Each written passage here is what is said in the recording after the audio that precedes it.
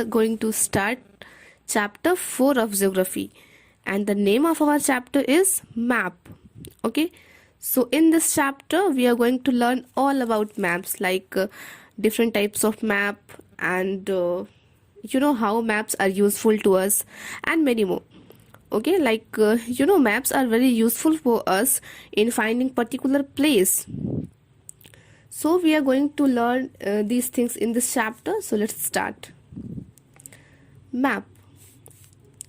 Map is a representation or a drawing of Earth's surface, or a part of it is drawn on flat surface according to a scale. Then come to different types of map. They are political map or relief map. Physical map or relief map. Then political map and thematic map.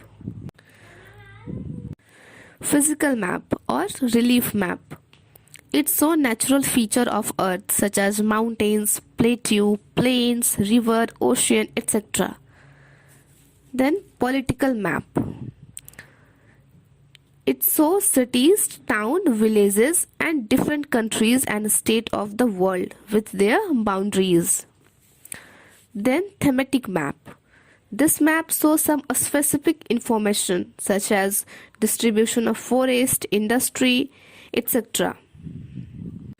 Then come to components of map. Okay, so they are distance, direction and symbol.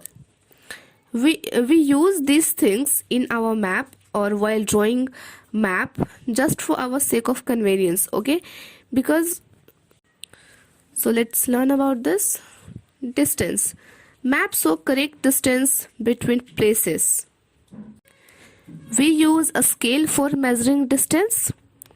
A scale is the ratio between actual distance on the ground and the distance shown on map. Let's take an example. Let's assume that distance between your school and home is 10 km. Okay, if you show this 10 km distance by 1 centimeter on a map, then this 1 centimeter on the map show 5 km. Okay. Then direction. There are 4 directions: north, south, east and west. You all know about it. Okay. And these directions are called cardinal point.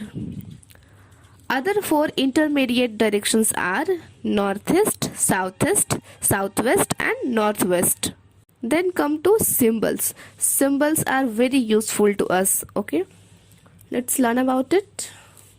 Forest, rivers, hills, railway lines and roads are shown by some common figure or symbol on a map, and with this symbol we can read the map of any country without knowing the language of that country. Okay, these symbols are also known as conventional symbol.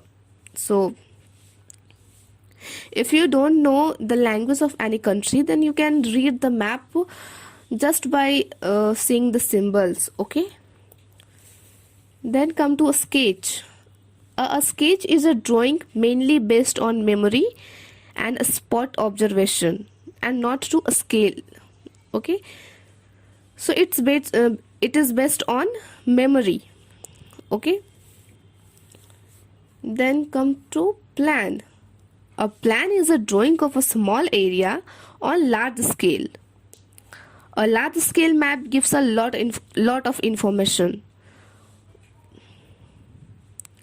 Let's like example, military plan, and like engineers make plan first before starting any project. Okay, so I hope you all are getting my point. Here we come to an end of this chapter. Thanks for watching my video. See you guys in my next video.